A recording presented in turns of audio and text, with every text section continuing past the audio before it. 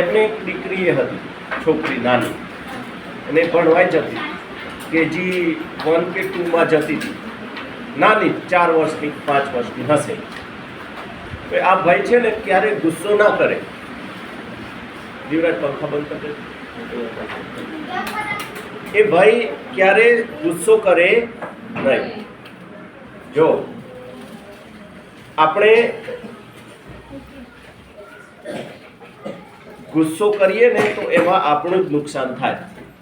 મોહિત, તો આ ભાઈએ એવા બહુ સારા, એમ ગુસ્સો કરે નહીં. અને એમને એક સરસ મજાની દુકાન હતી, દુકાનમાં સરસ વ્યાપાર ચાલતો, સારા પૈસા કમાતા.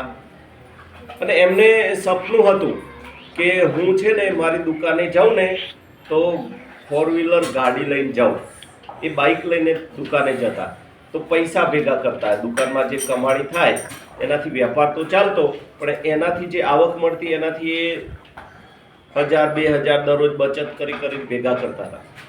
10-15 લાખની ગાડી આવે, કાર, એટલે એ ખરીદવાનું વિચારતા હતા. કે એમને પાછી ઈચ્છા કે હું મારા પરિવારને ગાડીમાં એ લઈને ફરવા જાઉં, બધાને ક્યાંક બહાર ફરવા જઈએ, મંદિરે જઈએ, ક્યાંક મેળામાં જઈએ તો ગાડી લઈને જઈએ. એટલે એમને બહુ જ ઈચ્છા કે હું ગાડી લઈને. બહુ સારા, ક્યારેય ગુસ્સો ના કરે. તો આવું એ 4-5 વર્ષથી વિચારતા હતા અને પૈસા ભેગા કરતા હતા, અને ભેગાય થઈ ગયા પૈસા. આજે એ ગાડી લઈ આવ્યા, સરસ મજાની, આમ સફેદ રંગની ગાડી, મોટી 4-વ્હીલર. હા, 4-વ્હીલર લાયા. બીજા દિવસે એમનો જન્મદિવસ હતો ને, એટલે એમને નક્કી કર્યું કે આ ગાડીને હું મારા જન્મદિવસે, મારો હેપી બર્થડે છે ને, તો ત્યારે એ ગાડીને ચલાવીશ, એને એનું શું કહેવાય, ઉદ્ઘાટન કરીશ, એને રિબીન કાપીશ. એટલે પહેલા દિવસે તો જ્યારે લાયા ને, આગળના દિવસે તો એને ગાડી ચલાવી નહીં, એને આમ સરસ સજાઈને મૂકી રાખી. બીજા દિવસે એમનો જન્મદિવસ. હવે એ દિવસે ગાડી લઈને મૂકીને આમ બહુ જ ખુશ, કારણ કે એમનું સપનું હતું ગાડી લાવવાનું, કાર લાવવાનું. એ કાર લઈ આવ્યા હતા, એ કાર લાવવાનું સપનું એમનું પૂરું થઈ ગયું હતું. અને પછી તો શું, બહુ ખુશીમાં આમ રાત્રે સરસ આમ ઊંઘી ગયા. આમ ઊંઘી ગયા ને તો ઊંઘમાં એમનું આમ ચહેરો જોવો તો આમ બહુ જ હસતો ચહેરો. આમે હંમેશા સ્માઇલી ચહેરો, ખુશ રહેવાવાળા. જે ખુશ રહેવાવાળા હોય એ જ પ્રગતિ કરે. ગુસ્સાવાળા હોય, જે આમ તુંડ મિજાજી હોય, આમ પોતાના પર, જેને ઇન્દ્રિયો પર કાબુ ના હોય, વાતમાં ગુસ્સો કરે, એ ક્યાંય સફળ ના થાય. તો આ તો બહુ, એમનો વેપાર કેમ ચાલતો અને આ ગાડી લઈ શક્યા? કેમ કે ખુશ મિજાજ ના હતા. રાત્રે સૂઈ ગયા. બીજો દિવસે એમનો જન્મદિવસ હતો. સવારે ઉઠ્યા, તો ઉઠીને સીધા બહાર આવે કે હા, હું ગાડી લાવ્યો ને, મારી ગાડીને તો જો આમ આળસ પડી. ને પછી બહાર આવ્યા. બહાર જઈને જોવે ગાડીને, તો એમની જે 4 કે 5 વર્ષની છોકરી હતી ને, એ ગાડી પર પથ્થરથી લખતી હતી, આમ કરી, નવી ગાડી. આ ભાઈને તો કોઈ દિવસ ગુસ્સો ના આવે, પણ એ દિવસે ગુસ્સો આવી ગયો. કેમ કે કેટલા 4-5 વર્ષની બચત પછી ગાડી લાવ્યા હતા, આજે એને હજી ચલાવીએ નથી, નવી જ ગાડી છે. અને પેલી છોકરી પથ્થરથી એના પર કશું કરતી હતી. દોડ્યા અને એક પથ્થર લઈને એને જોશથી એના હાથ પર મારી દીધો. એ છોકરીને રાડ નીકળી ગઈ, જોરદાર રડી અને નીચે પડી ગઈ. એના મમ્મી દોડતા આવ્યા, એના દાદા દોડતા આવ્યા. શું થયું ખબર જ ના પડી. અને જોશથી બોલ્યા, ખબર નથી પડતી આ નવી ગાડી લાવ્યા, આટલી છોકરી આમ ગાડીને બગાડી નાખી, હજી તો કાલે જ લાવ્યો ને આ પથ્થરથી શું કરી દીધું? અને મારી દીધો તો પથ્થર. પણ પથ્થર હાથ પર માર્યો તો બહુ જ લાગી ગયું. ગુસ્સામાં માર્યો તો કોઈ દિવસ ગુસ્સો ના કરતા ને એ દિવસે થઈ ગયો. કારણ કે પ્રિય ગાડી નવી જ હતી અને આ કરી બેઠા. છોકરીને, એટલે નાની છોકરીને થોડી આવી સમજણ હોય કે આવું ના કરાય, કારણ કે નાની હતી, 4-5 વર્ષની. અને એ નાના છોકરા એટલા હોય, એમને તો આદત હોય દિવાલ પર લખવાની ને એવું બધું. અને નવા ભણવા જાય ને, KG1 2માં બાલવાટિકામાં નવા અક્ષરો શીખ્યા હોય, એટલે એ લખે. નવું નવું શીખ્યા હોય એટલે એમને ક્યાંક લખવાનું મન થાય. આને નવી ગાડી પર કશું લખ્યું, પણ એના પપ્પાએ સવારે ઉઠીને ગાડી જોવા ગયા, પેલી લખતી હતી એટલે દોડીને એ જ પથ્થર એના હાથ પર માર્યો, એને દવાખાને લઈ જવી પડી. આંગળી પર જોરદાર લાગી હતી, આખી આંગળી જાણે કે તૂટી જ ગઈ હતી, લગભગ લોહી ખાસું નીકળી ગયું હતું. એના જે પિતા હતા, જે ભાઈ ગાડીવાળા, એમનો ગુસ્સો શાંત થયો હતો. એટલે શાંત થયો તો એમને ત્યારે ભાન થયું. જો માણસ ગુસ્સો કરે ને ત્યારે એને ભાન ના હોય, હંમેશા ભાનમાં રહેવું. ગુસ્સામાં આપણે શું શું કરી બેસીએ. ગુસ્સો તો આપણા મોટામાં મોટો દુશ્મન હોય ને તો એ ગુસ્સો. અને આ ભાઈએ ગુસ્સામાં દુશ્મનને પોતાનો આવવા દીધો, અને પછી ભાન થયું ત્યારે સમજાય કે અરે મેં તો મારી નાનકડી લાડકી દીકરીને મારી દીધું ગાડી માટે. ગાડી તો નવી કરાવી લેવા, તેમાં રિપેરિંગ કરાવી લે. પેલી છોકરી ત્યાં જ ગયા દવાખાને, ત્યાં દાખલ હતી, હસતી હતી. જોયું કે આંગળી આખી આમ એના પર પાટો બાંધેલો. છોકરી બોલી, પપ્પા તમારી ગાડી તો નવી થઈ જશે, પણ મારી આંગળી નવી થશે? આ સાંભળીને એના પપ્પાના આંખમાં આંસુ આવી ગયા. એ સાચી વાત, મેં બહુ ભૂલ કરી. ગાડીમાં તો ચલો પેલો પથ્થરથી લીટો કે જે થઈ ગયું એ થઈ ગયું, એને કલર કરાવી દેત નવો, પણ આંગળી નવી ક્યાંથી આવે? રોતા રોતા ઘરે આવ્યા. ઘરે આવીને પાછું એને ગાડી જોઈ, લાવ જોઉં તો ખરું શું કર્યું છે ગાડીમાં. જોયું તો ઉપર લખ્યું હતું છોકરીએ, આઈ લવ યુ પપ્પા. શું લખ્યું હતું? આઈ લવ યુ પપ્પા. પાછું આ વાંચીને રડવા લાગ્યો કે આ મારી દીકરી મને પ્રેમ કરે છે, એને અહીંયા લખ્યું આઈ લવ યુ પપ્પા, પણ એ નાની છે, એને સમજણ નથી. મેં ગુસ્સામાં શું કરી નાખ્યું. બહુ પસ્તાયા અને રડ્યા. પણ અબ પસ્તાએ હોત ક્યા જબ ચીડિયા ચુભ ગઈ ખેત. ગુસ્સો આવી ગયો ને ગુસ્સામાં આપણે અનર્થ કરી નાખ્યો, ખોટું કામ કરી નાખ્યું, કોઈકને નુકસાન કરી દીધું, અને પછી પસ્તાવાથી શું થાય? એની દીકરીને જે ઈજા થઈ એ થઈ ગઈ. એટલે ગુસ્સામાં આપણે કોઈને કશું બોલી દઈએ, ગુસ્સામાં મારી દઈએ, પણ એમાં બહુ મોટું નુકસાન થઈ જાય. જો ગુસ્સામાં ખરાબ બોલવાનું એ નથી, મારવાનું તો નથી, ખરાબ બોલવાનું પણ નથી. તમે તમારા જ પરિવારમાં ભાઈ બહેન હોય, માતા પિતા હોય, દાદા દાદી હોય, તમે મોટા થઈને લગ્ન કરશો, તમારા પત્ની હશે, પતિ હશે, અને એની સાથે કંઈક નાની અમથી વાતમાં ગુસ્સો કરીને એને જેમ તેમ બોલી દો, ખરાબ શબ્દો બોલી દો, તો એ શબ્દો એને જીવનભર યાદ રહે કે આને મને આવું ખરાબ કહ્યું હતું. અને એના માટે તમારા પ્રત્યે જે પ્રેમ હતો એ પછી એવો પ્રેમ રહે નહીં. પ્રેમ રાખવો હોય ને એકબીજા માટે તો ગુસ્સાને કંટ્રોલ કરવાનો. જો 3 સમયે ક્યારે નિર્ણય ના લેવાનો, 3 વખત. એક તો ગુસ્સો આવે ને ત્યારે તમારે ગુસ્સામાં જે કરવાનું થાય ને એ કરવાનું જ નહીં. ગુસ્સામાં ક્યારે કોઈ પ્રવૃત્તિ ના કરવાની. ગુસ્સામાં શાંત થઈને એકલા બેસી જવાનું, શાંત બની જવાનું. જ્યાં સુધી શાંત ના થવાય ત્યાં સુધી કોઈની પાસે જવું નહીં, નહીં તો ગુસ્સામાં આપણે અનર્થ કરી બેસી. બીજું, ખુશીમાં એક નિર્ણય લેવાનો નહીં. બહુ ખુશ થઈ જઈએ ને તો એ નિર્ણય ના લેવાનો. ઘણીવાર આપણે ખુશ થઈને કોઈકને વચન આપી દઈએ કે હા ભલે હું તારું આ કામ કરી દઈશ, આમ કરી દઈશ, તો ખુશીમાં આપણે કોઈને વચન આપી દઈએ પછી પાડી શકીએ નહીં, એવું બને. પછી સમજાય કે ઓહ, ખુશીમાં આપણે બહુ ખુશ હોઈએ ને કોઈ કે પૈસા માંગે કે મને 10,000 જરૂર છે, આપો ને આપણી પાસે 10,000 જ હોય ને આપણે ખુશ થઈને આપી દીધા, પછી સમજાયું કે એટલે મારે પછી ઘટવાના છે. એટલે ખુશીમાં એ નિર્ણય લેવાનો નહીં. અને ત્રીજું, બહુ ઉદાસ હોઈએ ને ત્યારે પણ કોઈ નિર્ણય ના લેવાનો. તમારે ઘણી બધી ક્ષણો પરિસ્થિતિ એવી સર્જાશે કે બહુ ઉદાસ થઈ જવાય. કોઈ વિદ્યાર્થીને આમ ધાર્યું તો પરીક્ષામાં 100 માંથી 100 માર્ક આવે, એને ઓછા આવે, 80 આવે, 20 ઓછા આવે તો ઉદાસ થઈ જાય. અને ઉદાસ થઈને પછી એ નિર્ણય લે ને તો એ ખોટો જ નિર્ણય સાબિત થાય.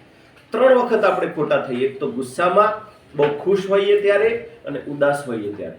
આ 3 વખતે પોતાની જાત પર કાબુ રાખવાનો, શાંત થવાનું, તો પછી ક્યારેય પસ્તાવું પડે નહીં. સમજ્યા? આ બહુ જીવનમાં ઉતારવા જેવી વાત છે. તમે જીવનમાં આ વસ્તુઓ યાદ રાખીને વર્તશો, અને આ એક દિવસમાં નહીં થાય, સમજજો. એક દિવસમાં નહીં થાય. આવી પરિસ્થિતિઓ સર્જાશે અને ત્યારે તમે પોતાને શાંત રાખી શકશો તો તમને બહુ જ પ્રેમ કરવાવાળા માણસો મળશે. તમે બધાના અને ઉપયોગી થશો. ભાઈ, એક અમેરિકાની ઘટના છે. અમેરિકામાં એક વોશિંગ્ટન કરીને રાષ્ટ્રપ્રમુખ થઈ ગયા, એમની વાત છે. એમની છે કે બીજા કોઈ રાષ્ટ્રપ્રમુખની મને નિશ્ચિત યાદ નથી, પણ આવા કોઈક રાષ્ટ્રપ્રમુખની જ વાત છે. એ જ્યારે નાના હતા ને, ત્યારે એમને એ છોકરાને બહુ ગુસ્સો આવે અને ગુસ્સામાં એ કોઈક વસ્તુ તોડી નાખે, કઈ નુકસાન કરે. તો ગુસ્સામાં માણસ પોતાનું જ નુકસાન કરતો હોય છે. એના પિતા હતા ને, ભણેલા ગણેલા હોશિયાર, એને જોયું કે મારો દીકરો તો બહુ ગુસ્સો કરે અને એમાં એ નુકસાન કરે છે પોતાનું જ કે અન્યને પણ નુકસાન કરે. પોતાનું તો નુકસાન કરે જ. ગુસ્સાવાળો માણસ સૌથી વધારે કોને નુકસાન કરે? પોતાને પહેલા તો, પછી અન્યને નુકસાન કરે. કોઈ કે ગુસ્સામાં આવીને કોઈને માર્યું, એનો આંખ ફૂટી ગઈ, હાથ તૂટી ગયો, તો એ મારનારને પેલાનું તો નુકસાન થયું જ, પણ જેને માર્યું એને કઈ સજા નહીં મળે? શું કાયદાનું કામ કરશે, એને જેલમાં જવું પડે. સમજ્યા? તો એના પિતાએ કીધું કે જો બેટા, તને ગુસ્સો આવે ને તો એક કામ કરીએ આપણે. આપણું આ ઘર ખરું ને, એના પાછળ એક દિવાલ છે, તને હું ખીલ્લીઓ લઈ આપું અને આ હથોડી. તને જ્યારે ગુસ્સો આવે ને ત્યારે વસ્તુઓ પર કે કોઈ માણસ પર કે પોતાના પર ગુસ્સો કરવાનો નહીં. તારે આ ખીલ્લી લેવાની અને ગુસ્સો આવે એટલી વાર તારે ખીલ્લી દિવાલમાં મારવાની. જોઈએ તને કેટલી વાર ગુસ્સો આવે. તો બીજા દિવસથી એને શરૂ કર્યું સવારથી. તો જેવો ગુસ્સો આવે એટલે ખીલ્લી લઈને દિવાલમાં મારે.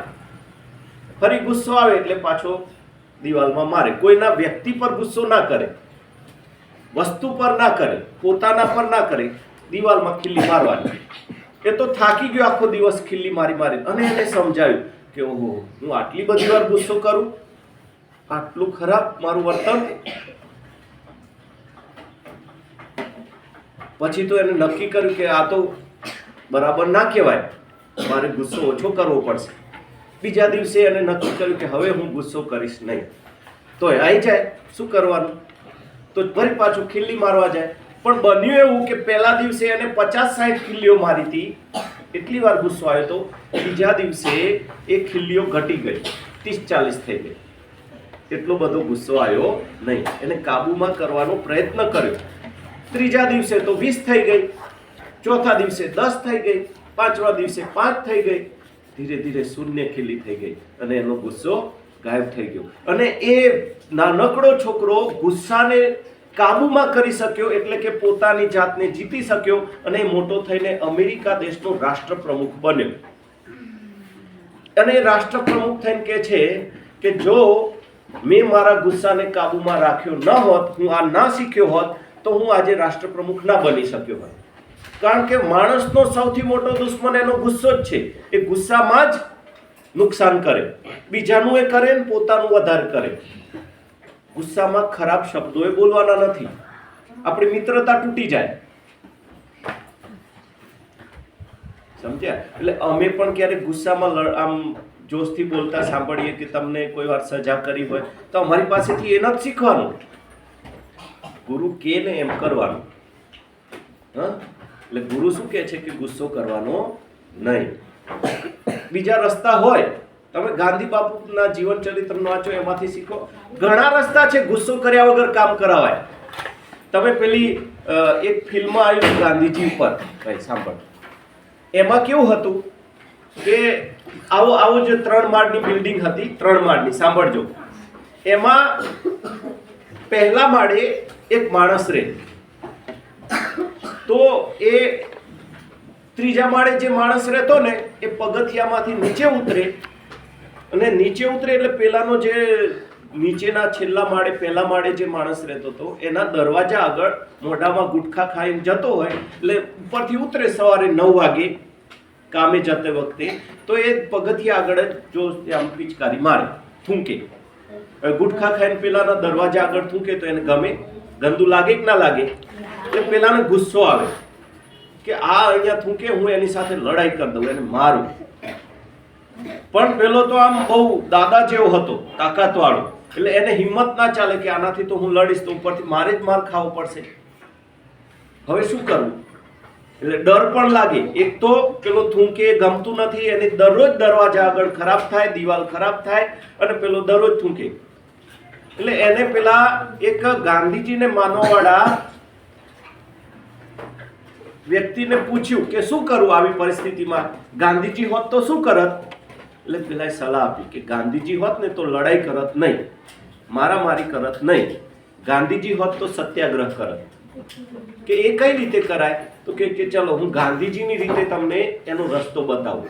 ગુસ્સો કર્યા વગર, લડ્યા વગર પણ આપણે સામેના માણસને બદલી શકીએ. એ જે ખોટું કામ કરે ને એનું હૃદય પરિવર્તન કરી શકીએ. તો કે શું કરવાનું? તો કે એ જ્યારે પણ તને ખબર છે ને કેટલા વાગે પગથિયાથી ઉતરે અને કેટલા ત્યારે થૂંકે, એ થૂંકે ને ત્યારે તારે ત્યાં ઊભું રહેવાનું, તૈયાર રહેવાનું. ડોલ રાખવાની, એમાં પાણી રાખવાનું, પોતું રાખવાનું. એ થૂંકે ત્યારે એના જોતા જ તારે સાફ કરવાનું અને એની સામે મોઢું બગાડવાનું નહીં, મોઢું ખરાબ કરવાનું નહીં, હસવાનું, સ્માઇલ કરીને કરવાનું. કે આવું તો કરાય? પેલા તો મજા આવી જાય કે તું કરી તો જો, આ ગાંધીજીનો માર્ગ છે, રસ્તો છે. પછી તો શું, બીજા દિવસે પેલા કરી જોયું કે લાવ ને આમે મારાથી લડવાની પહોંચ નથી, એ તો હટ્ટો કટ્ટો લડાઈ કરીએ તો ઉપરથી માર ખાવો પડે અને ખોટી લડાઈ થાય, વાત વધે.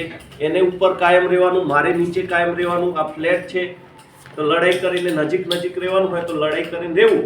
એનાથી જો આ રસ્તે ઉકેલ મળતો હોય તો કરી જવું. અને પછી તો શું, એ 9 વાગ્યાનો સમય થયો એટલે ડોલ લઈ, પાણી લઈ, પોતું લઈને તૈયાર હતો. પેલો સાચે જ ઉતર્યો અને એને આમ કરીને પેલી આદત પડી ગયેલી, આદત વશ આમ મોઢામાં ગુટખા પડીને આમ કરી પિચકારી મારી દીધી. પેલાએ તો એની સામે જોયું, સ્માઇલ કરી અને આમ કરીને પોતું મારી દીધું, પાણીથી સાફ કરી દીધું. પેલો હસતો હસતો જતો રહ્યો, જે થૂંકવા વાળો હતો એ. એને એમ થયું હશે કે આ તો મારાથી ડરી ગયો, કશું બોલ્યા વગર જો સાફ કરે. એ દિવસ ગયો. બીજા દિવસે પાછો એ જ સમય પાછો એ પગથિયા ઉતર્યો. જેવો પેલો દરવાજા આવ્યો એવો થૂંક્યો. પેલો ડોલ લઈને તૈયાર હતો નીચેના માળવાળો, એને એ સાફ કરી દીધું અને એની સામે સરસ મજાની સ્માઇલ પણ કરી. આ વખતે પેલો હસ્યો નહીં. પેલાની સ્માઇલ બહુ ઘાતક હતી. જે હસીને એનું ગંદુ કરેલું સાફ કરતો હતો. એને એમ થયું કે આ મારા લીધે આ માણસને હેરાન થવું પડે છે. એના મનમાં લાગ્યું, એને ખોટું લાગ્યું. ત્રીજો દિવસ, ત્રીજા દિવસે એટલા જ વાગે પાછો નીચે ઉતર્યો. પગથિયામાં ઉતરતી વખતે એના દરવાજો આવે એટલે પાછો ટેવ વશે થૂંકવા ગયો. પેલો ડોલ લઈને તૈયાર જ હતો, સ્માઇલ કર, આમ હસતો ચહેરો લઈ. એ થૂંકવાને બદલે પી ગયો અને કે સોરી એમ બોલ્યો, જતો. ત્રીજા દિવસે એનું હૃદય, એનું મન બદલાઈ ગયું. કોઈ ગમે તેટલો અત્યાચારી માણસ કેમ ના હોય, ખરાબ કેમ ના હોય, કેટલા દિવસ અત્યાચાર કરે, એની સાથે આપણે લડવા જઈએ તો વધારે વાત બગડે. તમે ભગવાન બુદ્ધની પણ વાર્તા સાંભળી છે, મેં પહેલા કહી હશે કે અંગુલીમાલ નામનો રાક્ષસ જંગલમાં રહે અને સાંભળજો, ભગવાન બુદ્ધ આમ કરીને દરરોજ એક ગામથી બીજા ગામ વિચરણ કરે અને લોકોને કરુણાનો માર્ગ શીખવાડે. જો ભગવાન બુદ્ધનો માર્ગ એટલે અહિંસાનો માર્ગ, જે ગાંધીજીનો માર્ગ છે એ જ બુદ્ધનો માર્ગ. આ કઈ નવું નથી, એ પહેલાથી ચાલ્યું આવે. આપણે બધા પેલા હીરો માની લીધા. ફિલ્મની અંદર મારામારી જોઈએ ને એટલે આપણે એવા હીરો થવા જઈએ. એ ખરેખર હીરો નથી, એ તો ગુંડા છે. ગુંડા સાથે ગુંડા બનવું એ પણ ગુંડાગીરી જ કહેવાય. ખરો હીરો તો સામેવાળા માણસને પ્રેમથી બદલે અને પ્રેમયુક્ત વર્તન કરે. તો ભગવાન બુદ્ધ પણ લોકોને એ જ સમજાવતા કે તમે બીજા માણસો સાથે પ્રેમયુક્ત વર્તન કરો. તો બીજા ગામે જવાનું હતું, રસ્તામાં પેલું જંગલ આવે જ્યાં અંગુલીમાલ રાક્ષસ રહેતો. તો ગામના લોકોએ કીધું કે પ્રભુ આ રસ્તે ના જતા, જંગલના રસ્તે, કેમ કે અહીંયા અંગુલીમાલ નામનો રાક્ષસ રહે. અને એ શું કરતો ખબર છે? જ્યાં એ જંગલમાંથી જે લોકો નીકળે ને એમને મારી નાખે, એમની આંગળીઓ કાપે ને એની માળા બનાવીને પહેરી દે. આટલો એનામાં હિંસા ભરેલી, બીજાને દુઃખ પહોંચાડીને મારીને એને મજા આવતી. આપણે રાક્ષસ ને બધું કહીએ ને, ખરેખર રાક્ષસ કોણ છે? તો એ કઈ અલગ રૂપ નથી હોતું, એ આપણા જેવા જ માણસ હોય, પણ જે બીજાને હેરાન કરે, બીજાને દુઃખ પહોંચાડે, બીજાને પીડા પહોંચાડે, એ રાક્ષસ. જેને બીજાને દુઃખી જોઈને મજા આવતી હોય તો એનામાં રાક્ષસી ગુણ કહેવાય. કાલે મેં વાત કરી હતી એમ કે ભગવાન કૃષ્ણએ દૈવી સંપત્તિના ગુણો દર્શાયા, એમાં નિર્ભયતા પહેલો ગુણ છે. પણ જે બીજાને હેરાન કરે છે, દુઃખ પહોંચાડે છે, એ રાક્ષસી ગુણ છે, અસુરી ગુણ. સમજજો. તો બુદ્ધ ભગવાન તો એ જ રસ્તે ગયા. અંગુલીમાલ રાક્ષસ ત્યાં ભેગો જ થઈ ગયો. એનું આમ કદાવર શરીર ભયાનક લાગતો હતો, કારણ કે જે માણસો જેવું કામ કરે ને એવું એનું શરીર થઈ જાય. જે દૈવી કામ કરે એનું શરીર દેવ જેવું થઈ જાય, સુંદર થઈ જાય. અને જે ખોટા કામ કરે એનું શરીર પણ એવું, એના ઉર્જા એવી જ નીકળે એના શરીરમાંથી, ડરામણો લાગતો હતો અહીંયા અંગુલીમાલ. ત્યાં અહીંયા ભગવાન બુદ્ધને જતા જોયા. એના હાથમાં કુહાડી, ફરસી.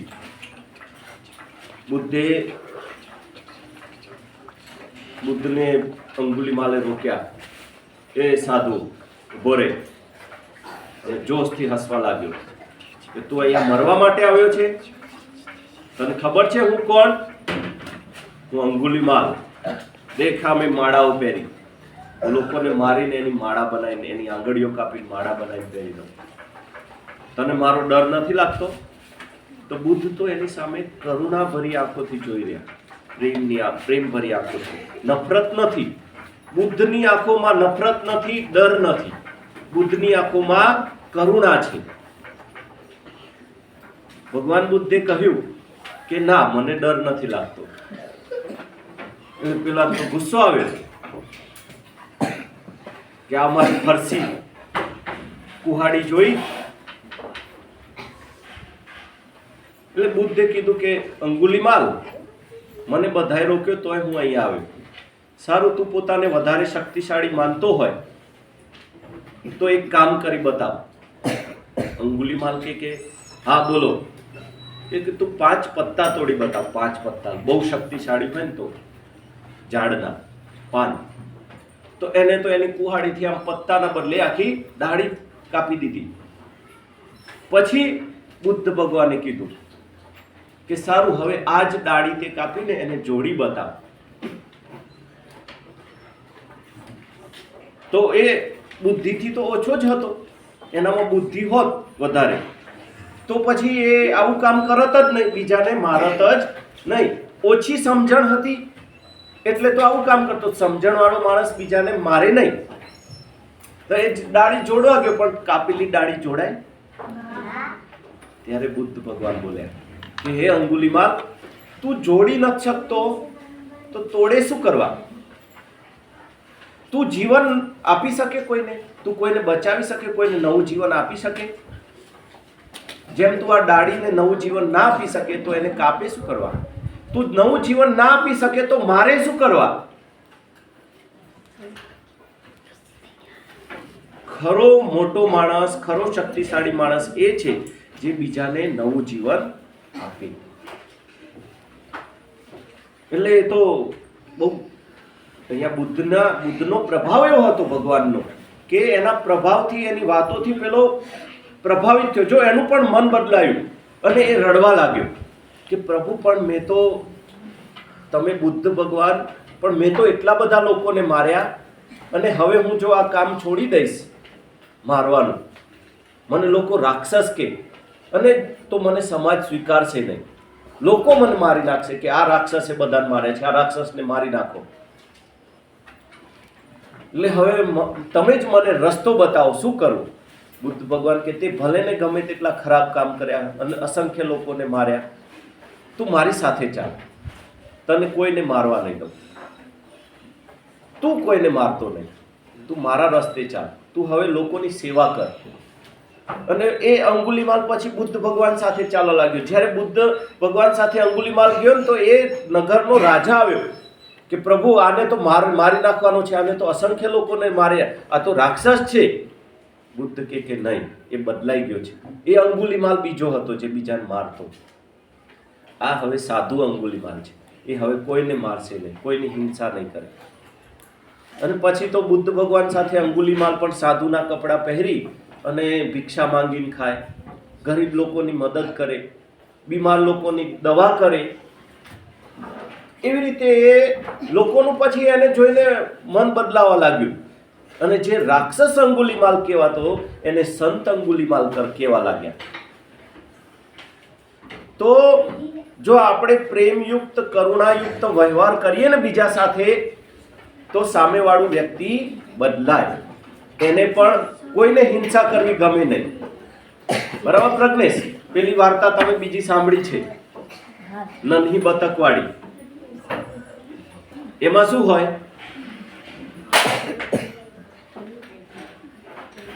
નન્હી બતક પાણીમાં તરતી હોય ત્યારે એક વીંછી બચાવ બચાવ એવો અવાજ કરે. બચાવ બચાવ અવાજ આવે ને ત્યાં પેલી બતક દોડીને જાય, જોવે તો પેલા પાણીમાં કાદવમાં વીંછી પડ્યો હોય. તો નન્હીને દયા આવી જાય, તરત એ વીંછીને એની ચાંચથી પકડી ઉઠાવીને સૂકામાં મૂકી દે, જ્યાં પાણી હોતું નથી. બહાર મૂકે ને એવો જ વીંછી દોડીને નન્હી બતકના પગમાં ડંખ મારી લે.